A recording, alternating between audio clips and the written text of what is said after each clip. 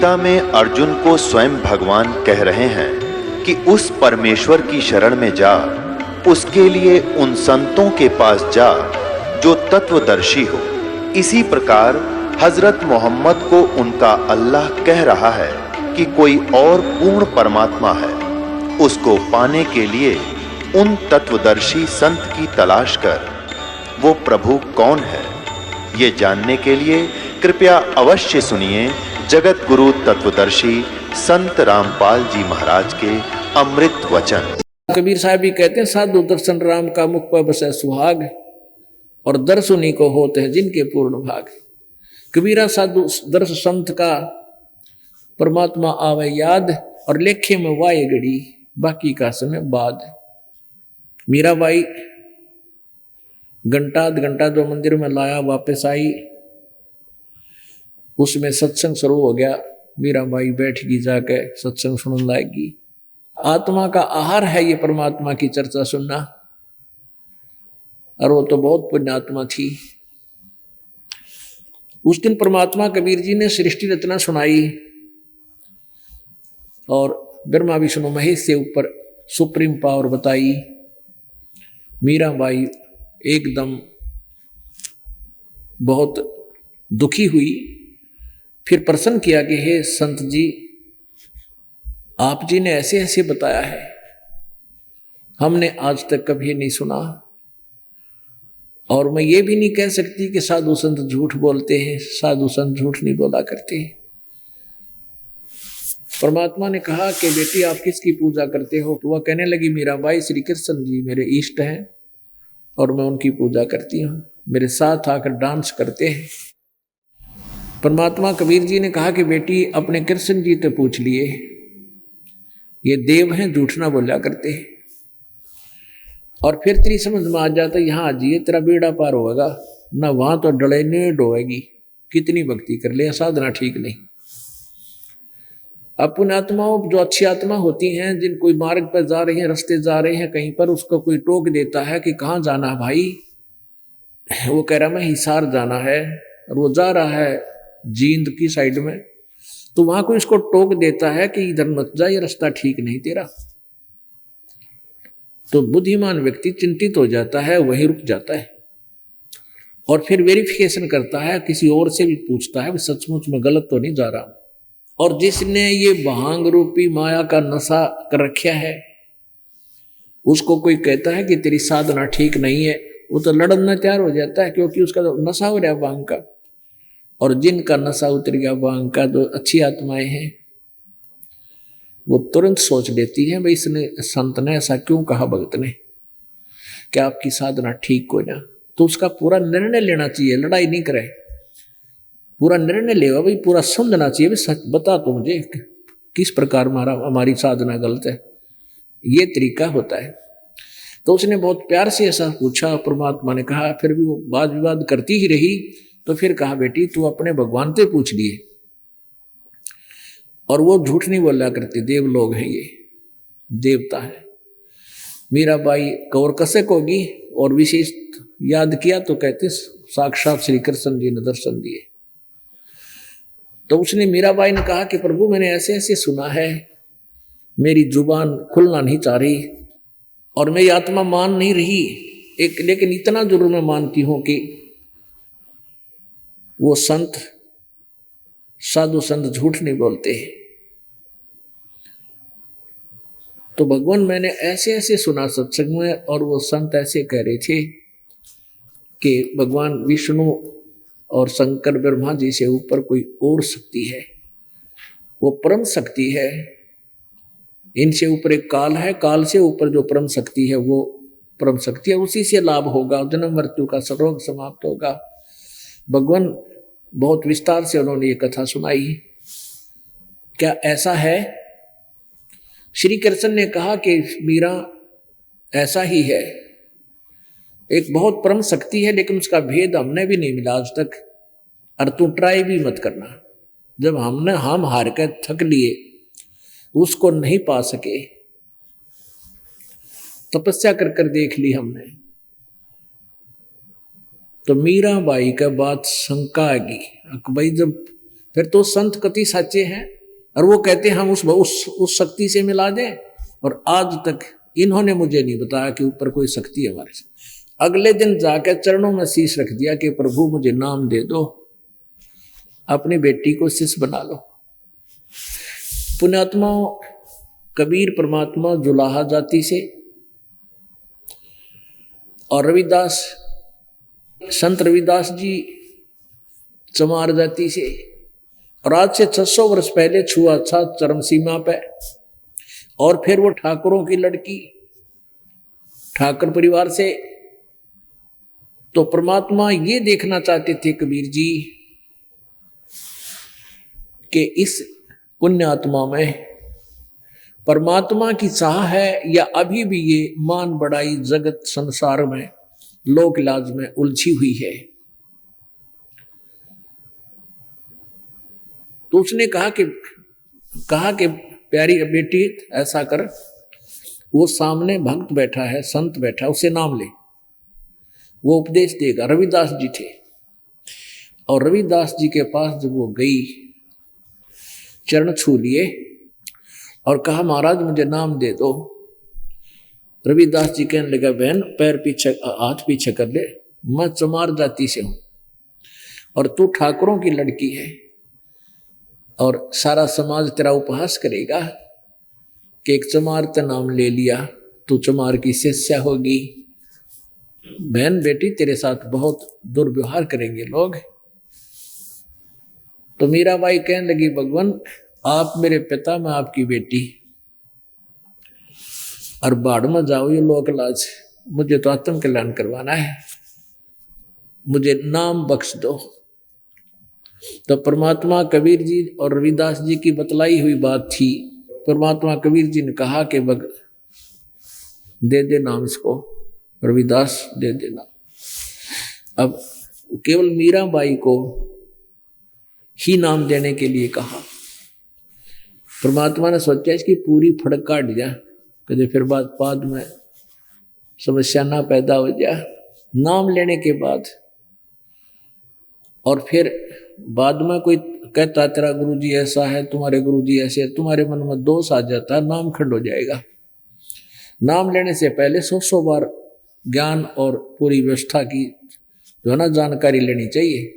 नाम लेने के बाद फिर संसार एक तरफ और आप एक तरफ, फिर डगमग नहीं होना चाहिए, मन में दोष नहीं आवे अपने गुरुजी के प्रति। तो मीराबाई ने उपदेश ले लिया। तो वहाँ कबीर जी जाते रहते थे, रविदास जी भी जाते रहते थे और सत्संग करते थे। कई दिन रुक जाते थे, महीने में 20 दिन में। तो मीराबाई सत्संग में जाया करती थी। अब पहले तो मंदिर में जाया करती हूँ, मंदिर जाना छोड़ दिया।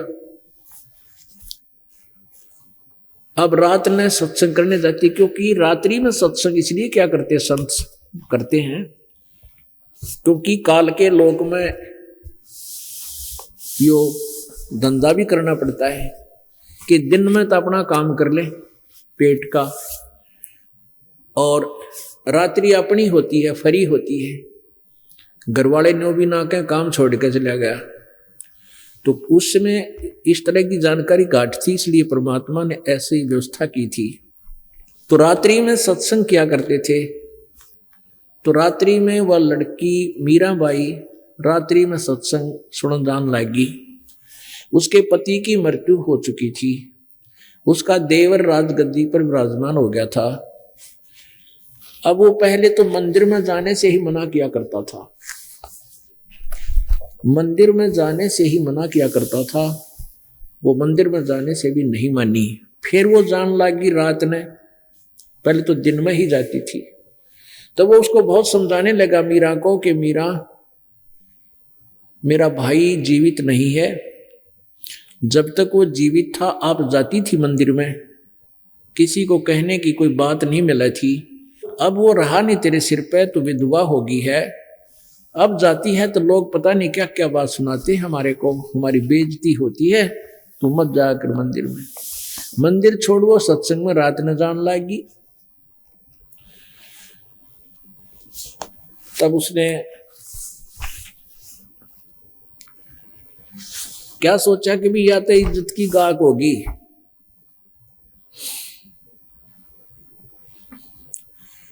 एक दिन उस क्या किया, अपने पुत्र के जन्मदिन बना लिया, अपने पुत्र का रिश्तेदार बुला लिए हैं। उधर से एक तरीका उसने सूझा, एक गार्डू से यानी सपेरे से कहा कि एक ऐसा सर्प मंगा दे, ला दे,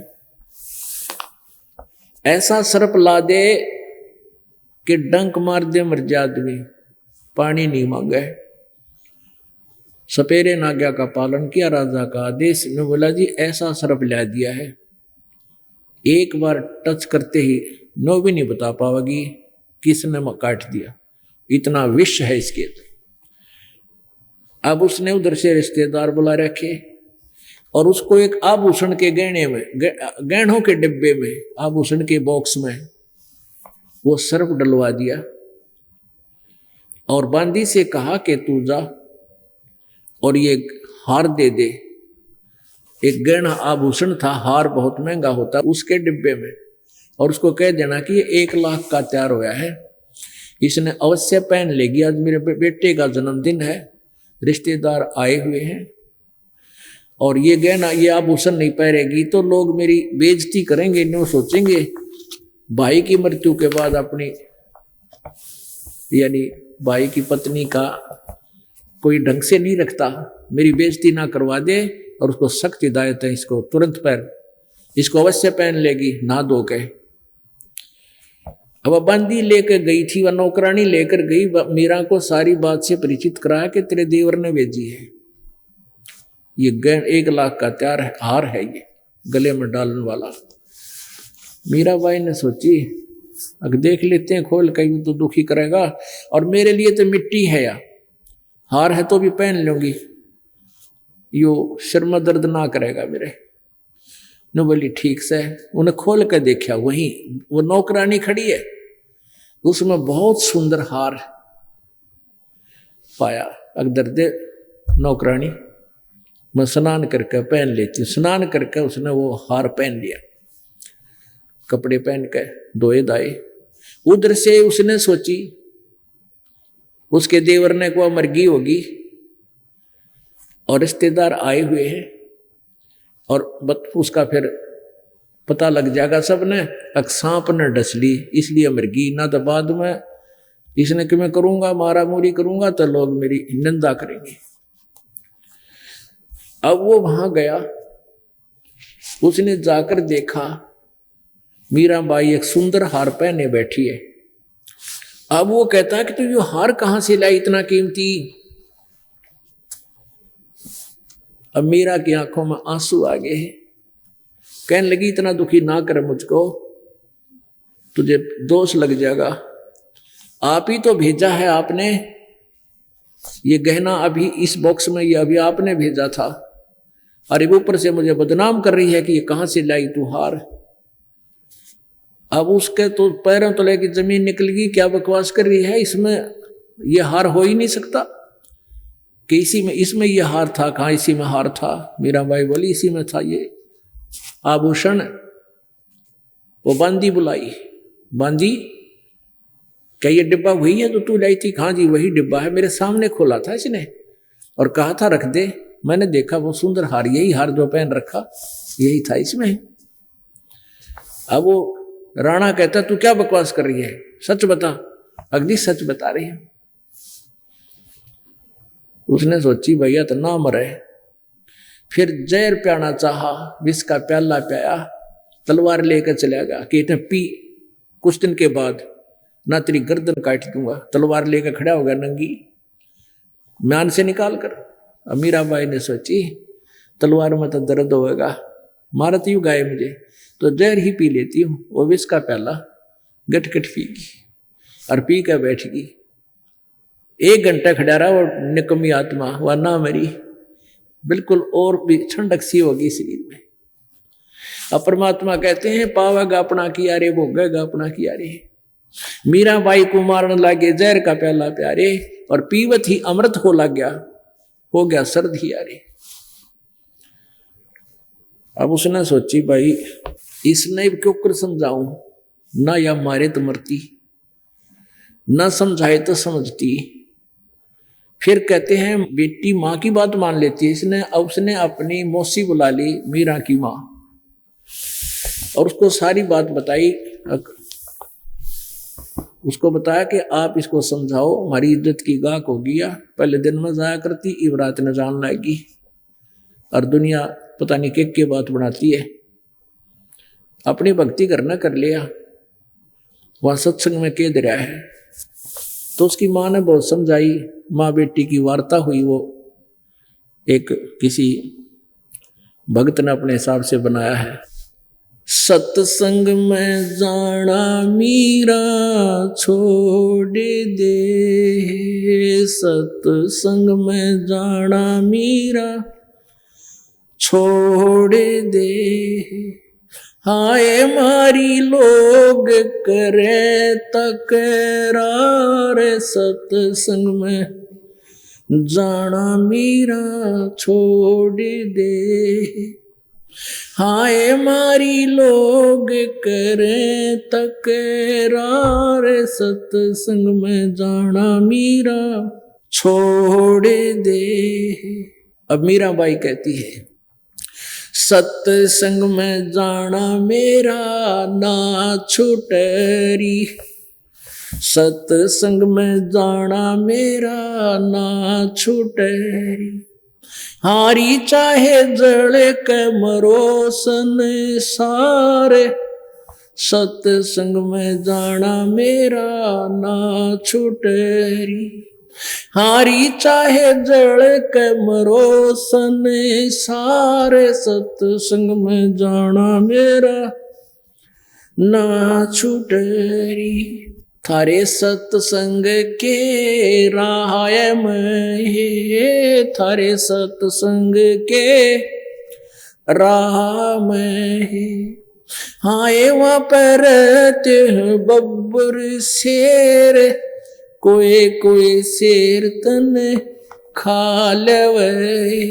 हाय वहाँ पर बब्बर शेर, कोई कोई शेर तन खा लेवे, जब गुरु जी की मेरे फेरी, जब मारे गुरु की मेरे फेरी, हारी वे तो शेरा के गिदड़ बने जावे, सत्संग में जाना मेरा ना छुटरी, हारी वे तो शेरों के गिदड़ बने जावे, सत्संग में जाना मेरा ना छुटरी, थारे सत्संग के राह में, थारे सत्संग के राह में, हाय वहाँ पर रहते हैं काले नाग, कोई कोई नाग तन डस लेवे, हाय वहाँ पर रहते हैं काले नाग, कोई कोई नाग तन डस लेवे, जब गुरु मारे मेरे करी, जब गुरु मारे मेरे करी, हारी वे तो सर पे गंडे वे बने जाव, सत्संग में जाना मेरा ना छुटरी, हारी वे तो सर पे गंडे वे बने जावे, सत्संग में जाना मेरा ना छुटरी, थारे सत्संग के बीच में, थारे सत्संग के बीच में, हाय वहाँ पर रहते हैं साधु संत, कोई कोई भक्त तन ले रमे, हाय वहाँ पर रहते हैं साधु संत, कोई कोई संत तन ले रमे, तेरे री मन में माता पाप हैरी, तेरे री मन में माता पाप हैरी, संत मेरे माँ बाप हैरी, संत मेरे माँ बाप हैरी, हारी वे तो कर देंगे बेड़ा पार। सत्संग में जाना मेरा ना छुटरी, हारी चाहे जड़ के मरो संसार। सत्संग में जाना मेरा ना छुटरी। आए वो तो जात से मारे है, आए वो तो जाति चमारे है। इसमें हमारी आ रहे है, इसमें हमारी आ रहे है। तेरे री लेख मता चमारे है री, तेरे री लेख मता चमारे हेरी। मेरा सिरजन आर हेरी, मेरा सिरजन आर हेरी। हारी व तो मीरा के गुरु रविदास, सत्संग में जाना मेरा ना छुटरी। हारी व तो मीरा के गुरु रविदास, सत्संग में जाना मेरा ना छूटे। पुण्यात्मा, जिन जिन भी महापुरुषों ने परमात्मा की प्राप्ति करने की चेष्टा की, इन अज्ञानी संतों ऋषियों के द्वारा भ्रमित किया हुआ समाज जोर शोर से विरोध किया करता है। अब ये तो पुण्यात्माओं एक खेल का मैदान है, आपस में दो टीम होया करती है और दोनों अपना अपना दाव लगाती है। विजयी वही होता है जो सतर्कता से खेलता है और विरोधी टीम का दाव नहीं लगने देता है।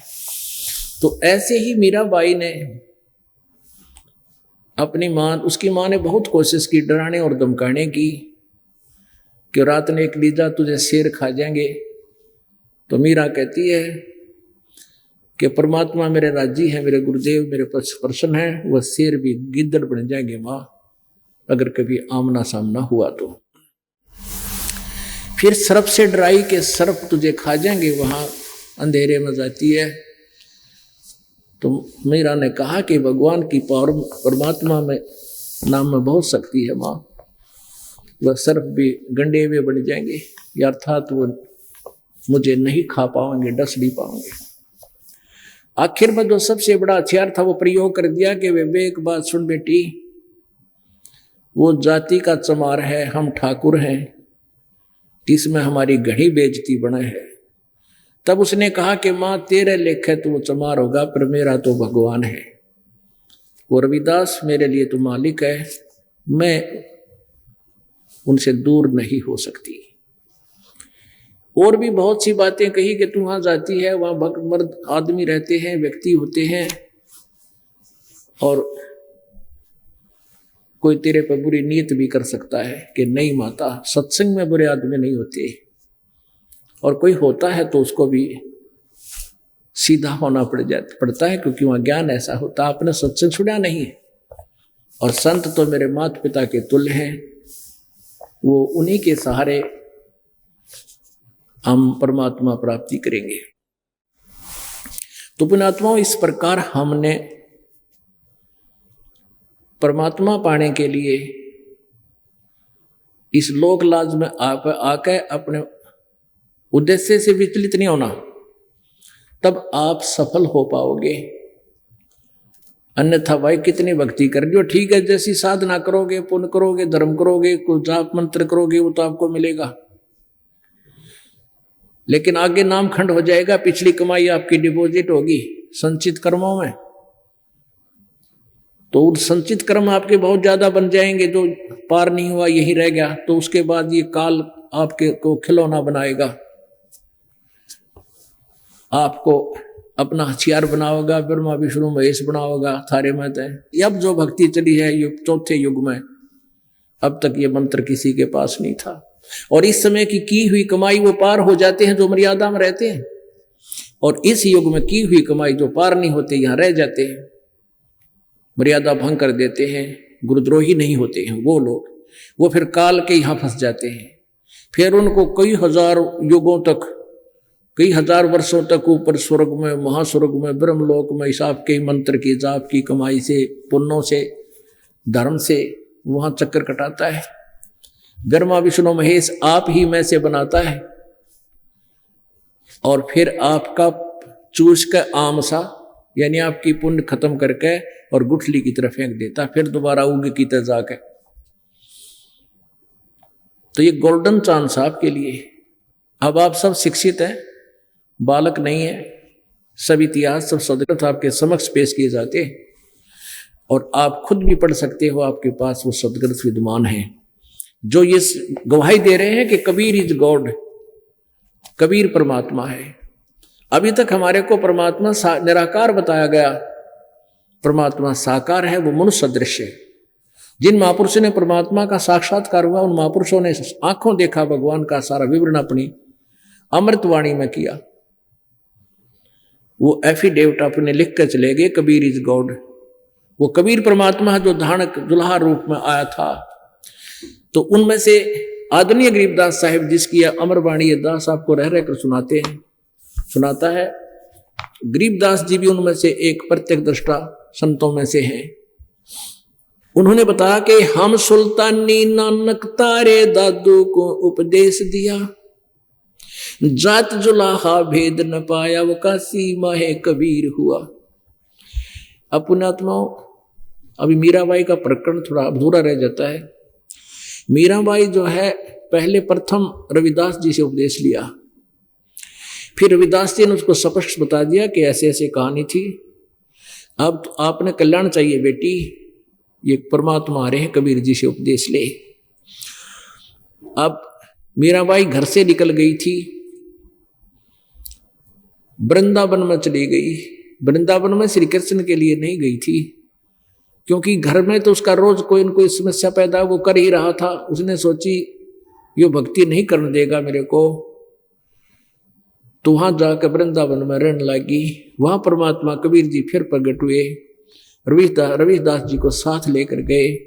वहाँ ये नहीं दिखा कि हम मीराबाई के लिए आए हैं, कहीं और बैठ कर सत्संग करने लगे। मीराबाई भी चली गई, उन्हें देख लिया गुरुजी आए हैं, गुरुजी के चरण छुए। उन्होंने पूछा बेटी यहाँ कैसे? कि महाराज जैसे ऐसे आगे मैं तो उस निकम्मे राजा को छोड़े, राजा के लोग को छोड़े, राज को त्याग गई। वहां मेरे को बहुत दुखी कर रखा था। तो वहां कई दिन रुके परमात्मा। रविदास ने कहा बेटी तेरा सौभाग्य, नाम ले ले परमात्मा से। मीराबाई ने फिर सत्संग सुना, सारा विचार ज्ञान देखा, फिर कबीर परमेश्वर से उपदेश लिया। फिर वो कहते हैं मीरा जी को फिर सतगुरु मिले कबीर। इस प्रकार मीराबाई का उद्धार हुआ। वह भी और भी कई कथाएं इसके संबंधित, परंतु समय अनुसार हम इतना ही आपको बताना चाहते हैं। प्रसंग क्या है कि हम लोग लाज में आके वह लक्ष्मण रेखा लांग जाते हैं, और लक्ष्मण रेखा लांग देने से यानी मर्यादा तोड़ देने से हमें सीता की तरह घना दुख उठाना पड़ता है।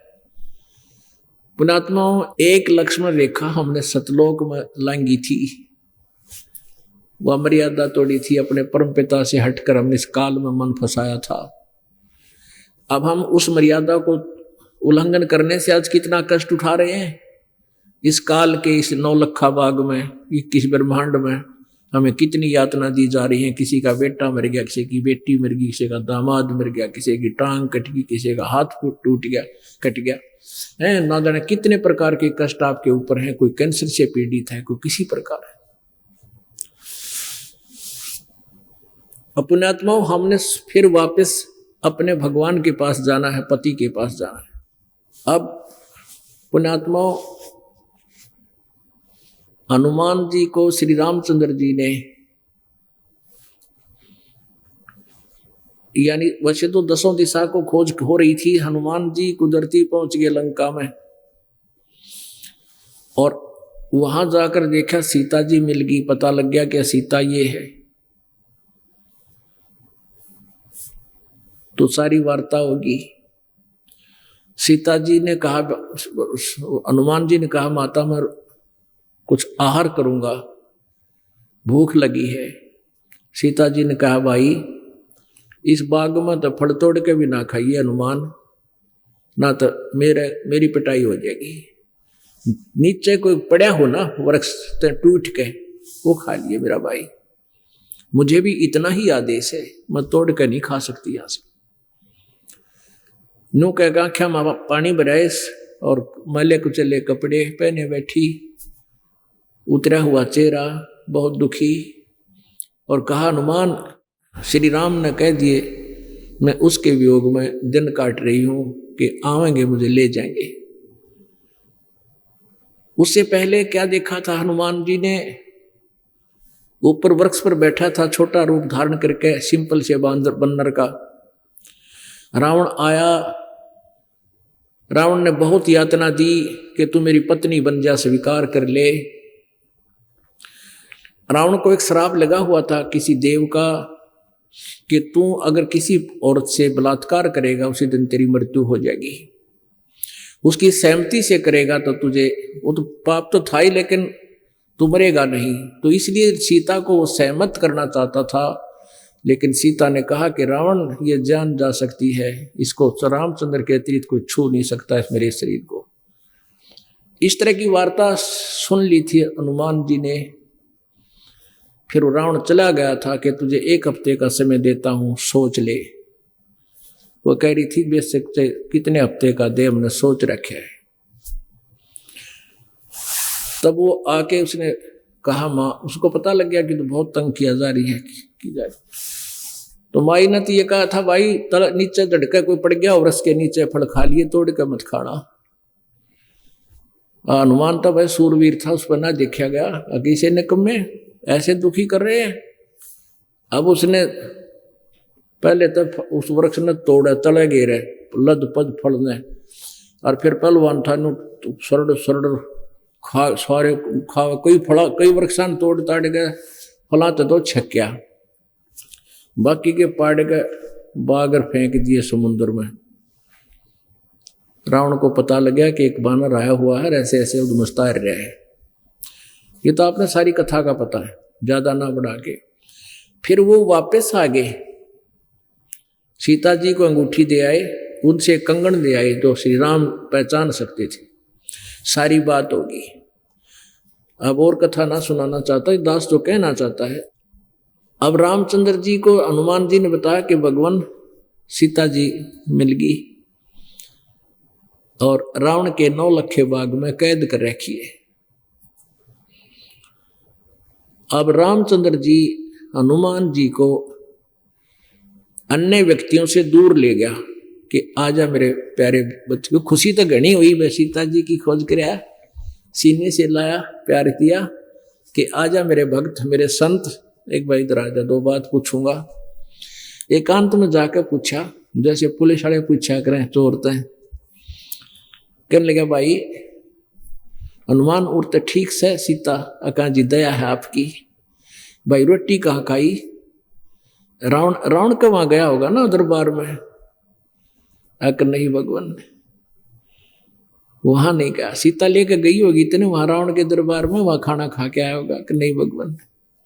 माता ने तो ये कहा था कि यहां से कोई फल भी तोड़ के नहीं खाना तूने, फल भी तोड़ के खा लिया ना बेटा, भाई मन ना पीटेंगे ये, फिर मेरी पिटाई करेंगे। कोई नीचे पड़ा हो ना टूट के अपने आप, वो खा लेना। वह किसके रावण के वहां जाओ थी। फिर कहने लगा कि आर श्रृंगार खूब कर रखे होंगे, सुथरे कपड़े पहन रखे होंगे, अच्छे बढ़िया। अक नहीं। क्या वो रावण के पास जाती थी? अक नहीं। मैंने अपनी आंखों देखा, सारी वार्ता बताई कि वो तो आपके वियोग में आपके अतिरिक्त किसी को सौंपन में भी नहीं सोचती। अपनात्माओं, यहां रामचंद्र जी ये देखना चाहते थे, यदि वो आस्था मेरे में रखती है तो उसने लाऊं, और जय वो रावण से ही संबंधित हो चुकी है, रावण से घुल मिल गई है, फिर क्यों दुनिया मरवाऊं? दुनिया के लाल मरेंगे वहां पर, फिर क्यों लाऊं उसको छुटवा के? अगर वो मेरे में 100% आस्था है तो फिर उसको, उस आत्मा को अवश्य उस काल की, उस रावण की जेल से मुक्त कराना पड़ेगा। ऐसा ही हुआ। अब पुण्यात्माओं, हम यहाँ उस काल के लोक में फंस गए आके, और अभी तक हम तो अज्ञानता, मालिक को पता है कि हम अज्ञानता से इनको अपना मालिक मान बैठे थे। अब पता लग गया कि ये हमारे स्वामी नहीं हैं, यहाँ हमारा वो पति नहीं है, ये हमारा पति सतलोक में है, और वो हमें तभी ले जाएगा जब हम उसके अंदर सीता की तरह आस्था कर लेंगे। हम पति भर्ता पद से गिरे थे, हम पुनः उसी स्थिति में आ जाएंगे जैसे हम काल में आस्था इतनी कर ली थी इस ज्योति निरंजन में, हम अपने मालिक से भी विमुख हो गए थे, एक नहीं मानी उनकी। इतनी प्रबल शक्ति इसमें आस्था थी, इतनी ही प्रबल आस्था अब हमारी उस परम पिता में हो जाएगी, तब वो हमें यहाँ से लेकर जाएगा। तब इस रावण के 9 लखे बाग से हमें रावण की कैद से, इस काल की कैद से छुटवाएगा, अन्यथा बात बने को नहीं। तो पुण्यात्माओं, परमात्मा कहते हैं, अभी आपने संतों की वाणी भी सुनी है कि जो पतिव्रता पति तैराती, आन पुरुष नहीं भावे, बसे पीहर में सुरत प्रीतम में, नो कोई ध्यान लगावे।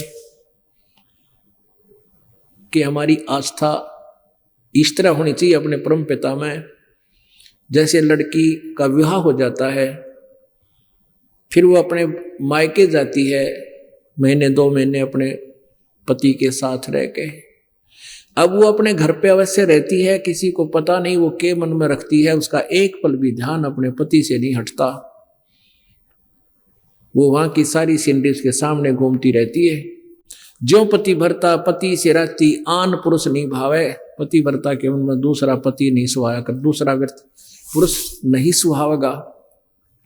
सुहाने का मतलब ये नहीं है कि वो किसी का आदर सत्कार नहीं करती पति भरता, लेकिन पति रूप में उसके मन में भी नहीं आता ये कि और कोई पति बने, यानी और कोई पुरुष में ऐसी भावना नहीं बनती। यहाँ तो इसी प्रकार कहते हैं, जो पति भरता पति से राती, यानी पति से लीन है, संबंधित है, आसक्त है, और आन पुरुष नहीं भावे। आत्मा इतना स्वभाव, जैसे कोई बीमार हो जाता है और रोटी कोई खाना चाहता है, स्वाभाविक भावे कोई ना उल्टी पड़ना हो जाए, ऐसा स्वाभाविक आपका मन बनेगा। यानी इनकी यहाँ के भगवानों में as a god, as a अपना जो ना पूज्य देव नहीं आस्था बने, वो तो ये मालिक है, यहाँ के हमारे से हमारा परिवार है। जैसे एक पति भरता लड़की पत्नी सह परिवार में रहती है, ज्वाइंट फैमिली में, जेठ है, जेठानी है, देवर है, देवरानी है, ननंद है, सास है और ससुर है, तो उन सबका यथोचित आदर सत्कार करती है।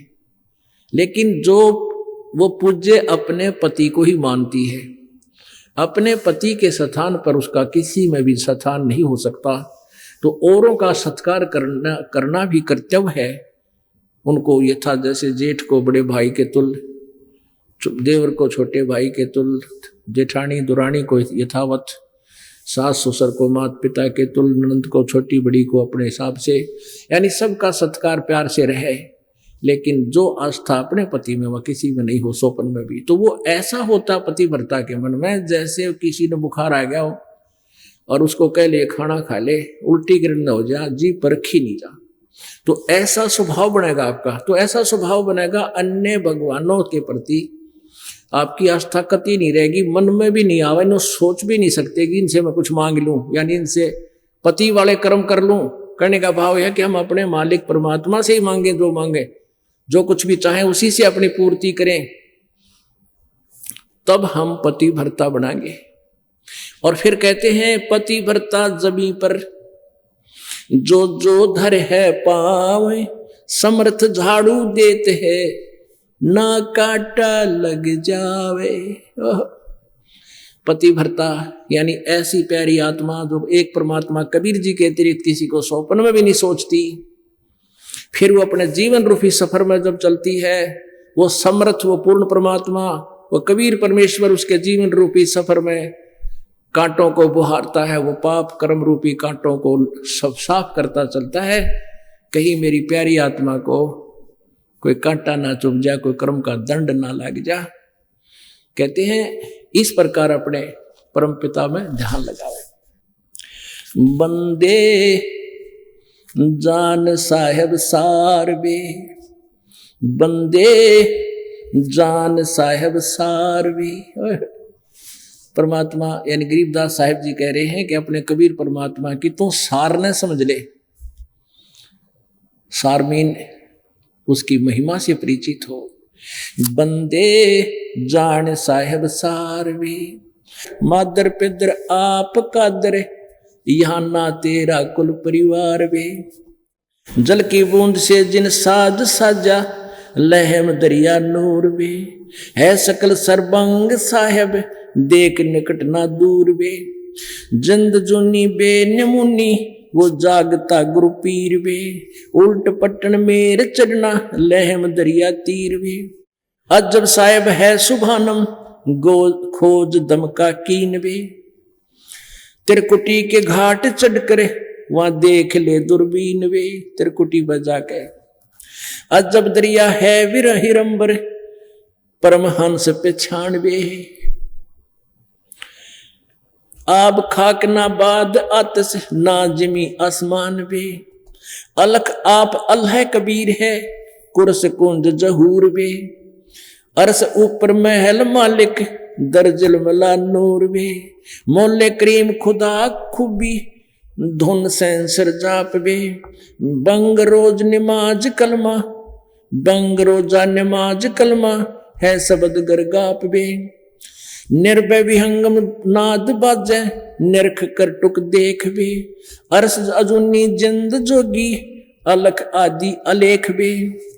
मडी महल सतलोक तास के, आसन असम भी ऐन वे। पाजी गुलाम गरीब तेरा, देखते सुख चैन वे। अब देखो जिनको भगवान पाना है, कितनी विनम्रता गरीबदास जी हमें बता रहे हैं कि तुम्हारी आस्था ऐसी हो मालिक में। पाजी गुलाम गरीब तेरा, गरीबदास जी कहते हैं मैं पाजी हूं, तेरा गुलाम हूं। और वहां तुझे देखते ही सुख चैन वे, वहां देखते ही कितना आनंद आता है। बंदे तू खोज पैड़ा पकड़ वे। अब इसमें ऊपर वाले मालिक ने क्या कहा है कि बंदे जान साहिब सारवे, पिदर मादर आप कादर। यहां तरह नहीं कोई कुल परिवार वे, कि वही माता है। तुम्हें माता च पिता, तुम्हें बंधु च सखा, तुम्हें विद्या च धर्म, तुम्हें सर्व मम देव देव। कि वो परमात्मा कबीर है, जिसने जल की बूंद जिन साज साजा, लहम दरिया नूर वे। है सकल सर्वंग साहिब, यानी सर्वव्यापक है वो परमात्मा, उसकी समर्थता सबके ऊपर है। और देख निकट न दूर वे, वो दूर नहीं है, उसको अपने पास समझ, निकट जान। जिंद जुनी बे नमुनी, वो जागता गुरु पीर वे। उलट पटन मेर चढ़ना, लहम दरिया तीर वे। अजब साहिब है सुभानम, ओह सुभान अल्लाह, वो प्यारा भगवान, वो दयालु परमात्मा। कहते हैं अजब साहिब, वो एक निराला भगवान, साहिबन परमात्मा है। सुभानम, वो बहुत दयालु है। और खोज दम का कीन वे, यानी श्वास को श्वास से सिमरण कर, गुरु जी बताते हैं। तिरकुटी के घाट चढ़कर देख धर दूरबीन वे, वहां जाकर के फिर सतलुज। तिरकुटी बजाने के बाद आपको परमात्मा दिखाई देंगे इस दास के रूप में। फिर वहां आपको एक ऐसी दिव्य दृष्टि देंगे कि आपको सतलोक दिखाई देगा। फिर आप डटे ना डटोड़े, क्योंकि वहां भी बहुत काल का मेला भरा होगा। कोई किधर जाने वाला, जैसे एयरपोर्ट में पहुंच जाते हैं ना सब, आप अपने सामान लेके, तो वहां पहुंचे पाछे भी काल बोलेगा। फिर वहां परमात्मा आपको दूरबीन देगा, वो दूरबीन में दिव्य दृष्टि देगा आपको। फिर एकदम आपको सतलोक का वो नज़ारा और फिर यहाँ का लोकंदे लोक के वहाँ के स्वर्ग पुर्ग उन वास्ता नारा, फिर सीधा आपका टारगेट वहाँ हो जाएगा। जैसे यहाँ ये छोटी ट्यूब जग रही है, वर्षा के दिनों में ये बाहर से मच्छर जुगनू ये आ जाते हैं, कीट पतंग इनके चारों तरफ मंडराना शुरू कर देते हैं, और हम क्या करते हैं, एक हाइड्रोजन जगा देते हैं दूरी पर, फिर वो सारे इनसे हटकर वहाँ चले जाते हैं उस ज़्यादा तेज रोशनी वाले पे, फिर वहाँ घूमने लग जाते हैं। तो वहाँ ऐसा होगा आपके साथ, वहाँ जाने के बाद आपको इस भक्ति के कारण आपकी विधिवत साधना और मर्यादा रहेगी गुरु जी के प्रति, जैसे आज सुबह के सत्संग बताया था। तो वहाँ जाने के बाद आपको एक दूरबीन, आपको एक दिव्य दृष्टि मिलेगी, फिर वहाँ आप गुरु जी के साथ चलोगे, लेकिन वो दिव्य दृष्टि से वो देख लोगे कि ये कुछ भी कोई ना, वो बहुत बढ़िया लोग है, वहाँ चलेंगे। तो वो आस्था फिर रास्ते में भी आप गड़बड़ कर जाओगे जब गुरु जी के साथ नहीं रहे। तो गुरु जी का बीच में कनेक्शन आपने काट लिया, किसी भी कारण से आप दूर हो गए और भक्ति भी कर रहे हो, 100 जन्म लाख जन्म भी पार नहीं हो सकते, या भूल मत करना। तो इस प्रकार हमने आखिरी श्वास तक अपने गुरुदेव के प्रति परमात्मा के तुल आस्था रखनी पड़ेगी, और वो नाजुक नाता, कोमल नाता बना कर रखना पड़ेगा। कहते सतगुर के दरबार में मेरी थर थर कांपे देह, ना जानो किसी काम से मारा टूट न जावे ने, किसी बात से। कहते सतगुर के दरबार में नो थर थर कांपे देह, ना जाने किसी बात पर मारा टूट ना जावे ने, किसी बात पर प्रेम ना कम हो जा, सारी ये बात बिगड़ जाएगी। अरे ये नाता ही प्रेम का है। आस्था बननी चाहिए अपने गुरुदेव में। गुरुदेव भगवान नहीं है, ये दास को पता है मेरी क्या औकात है, लेकिन आप जी ने इस दास को एज ए गॉड ट्रीट करना पड़ेगा। जब आप गॉड परमात्मा के पास जाओगे, सबसे पहले आपकी ट्रेनिंग यह होगी, इस दास के रूप में वहाँ परमात्मा विद्यमान होंगे। पुण्यात्मा या विमान ना समझना, ये तत्व ज्ञान समझना। और जैसे आपकी लगन, आस्था, भाव, दोष विकार या अच्छा या सच्ची लगन वह न्यारी दिखेगी, वहाँ कोई छुपा नहीं सकता, आपके माथे में आ जाएगी। जिस तरह खेत में गेहूं बोते हैं तो उसकी बाली आ जाती है अपने आप ऊपर समय आने पे, और एक अड़ंगा भी साथ ही उत्पन्न हो जाता है, उसमें वो खरपतवार, उसके भी बाल आ जाती है। तो वो बाल और वो बाली दोनों नारी नारी पहचानी जाती है। वहाँ पर जरूरत कोई ना फिर देखने की वो गेहूं है या खरपतवार है। तो इस भक्ति से, शक्ति से और आपके अंदर विकारों से वहाँ अपने आप आपका शक्ति बाल निकलाएगी, पता लग जाएगा कौन भक्त है कौन नहीं भक्त है। तो इसलिए पहले ही अपना यहाँ से सेट करना, रिहर्सल करने के लिए आप जी को यहाँ बुलाया जाता है। और जितनी श्रद्धा, जितनी आपके अंदर विनम्रता आनी चाहिए भगवान पाने के लिए, वो यहाँ बनाई जाती है। अब क्या कहते हैं, अजब दरिया है हिरंबर, वो परमहंस पिछाणवे, आब खाक न बादत अतस न जमी आसमान वे। कहते हैं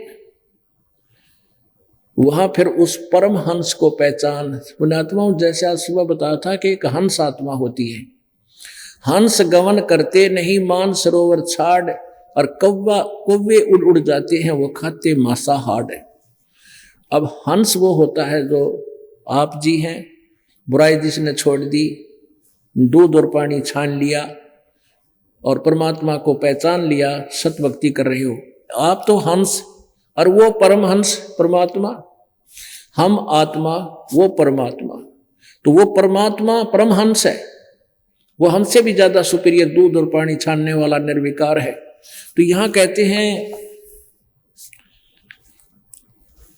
अजब साहिब है सुबानम, खोज दम का कीन वे, तिरकुटी के घाट चढ़कर धर ध्यान धर दूरबीन वे। अजब दरिया है हिरंबर, परमहंस पहचान वे।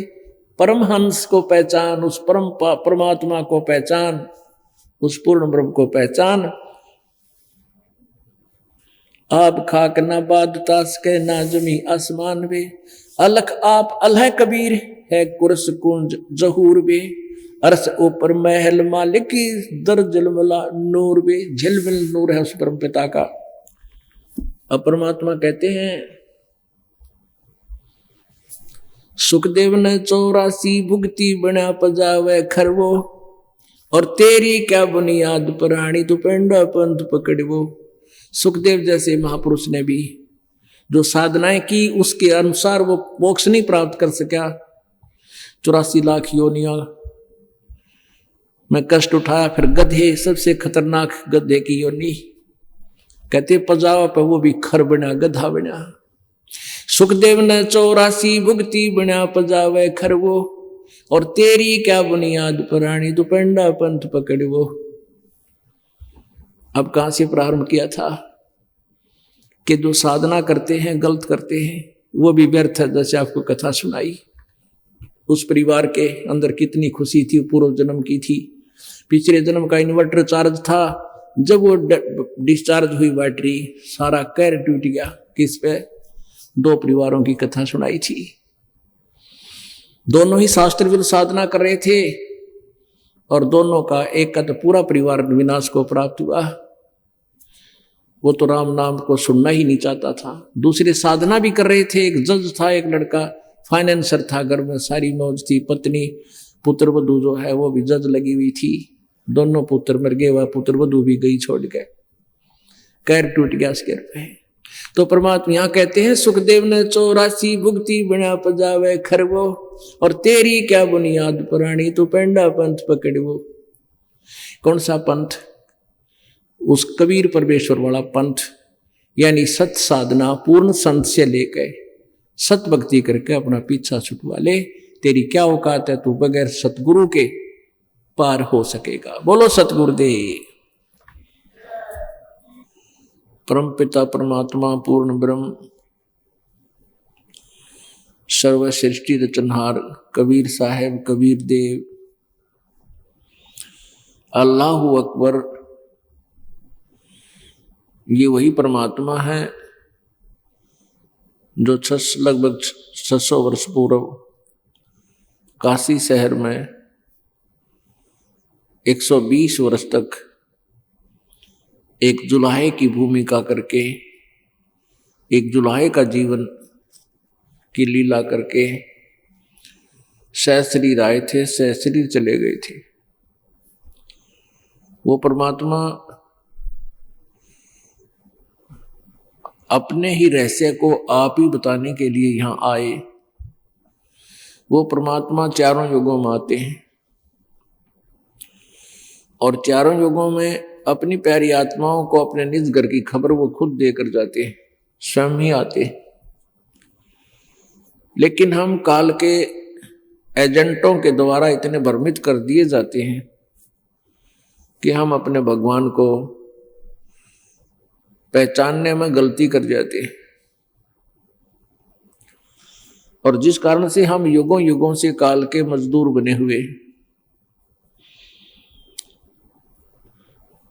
पूरे जीवन में हम अपने रोजी रोटी और पेट के लिए ही प्रयत्न करके मर जाते हैं,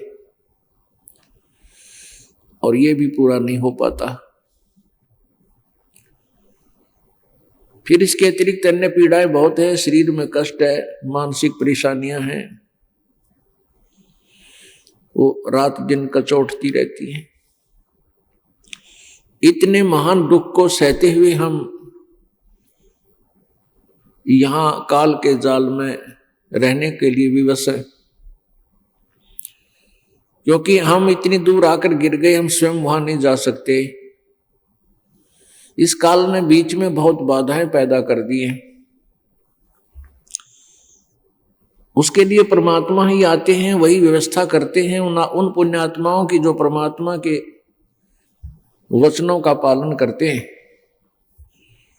कबीर परमेश्वर ये पूर्ण ब्रह्म है, वो ये परमात्मा है, पूर्ण परमात्मा है।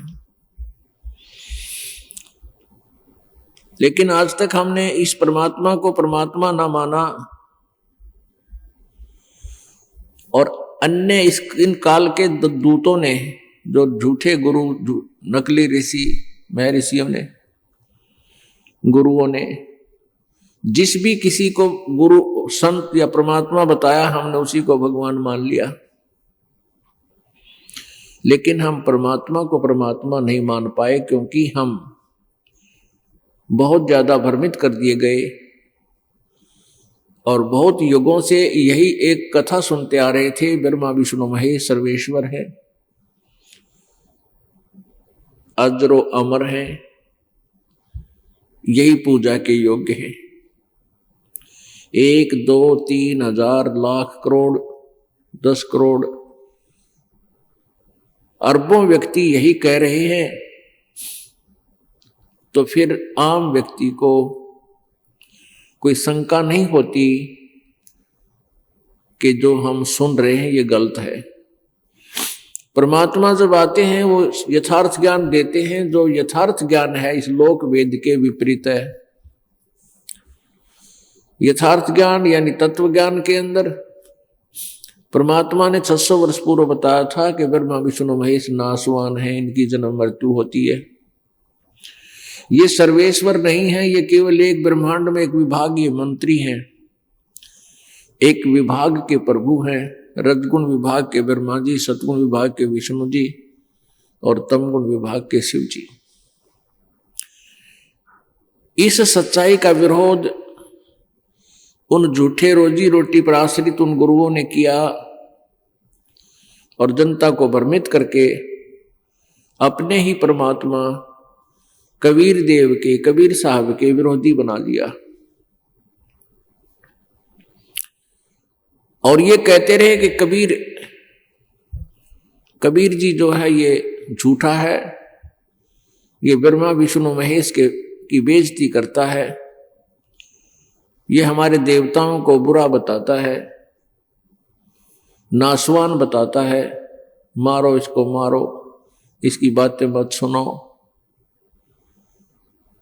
तो हम, क्योंकि उस समय कारण क्या था कि सभी ग्रंथ जो थे ये संस्कृत भाषा में लिपिबद्ध थे, अब तो अनुवादित हो गए हैं बहुत से, जैसा भी इन्होंने किया है, करना आया है, कुछ अनुवाद कर दिया है। और अन्य समाज जो है अशिक्षित होता था, शिक्षा का अधिकार केवल एक ब्राह्मण वर्ग को था, ब्राह्मण वर्ण को था, और उन्होंने केवल दंत कथा लोगों को सुनाई, जनता को सुनाई, क्योंकि वह सदग्रंथों से परिचित नहीं थे, वो सृष्टि रचना से परिचित नहीं थे। जब तक आप जी सृष्टि रचना से परिचित नहीं होगे, आप कोई भी सदग्रंथ समझ नहीं सकते, किसी भी सदग्रंथ को आप समझ नहीं सकते।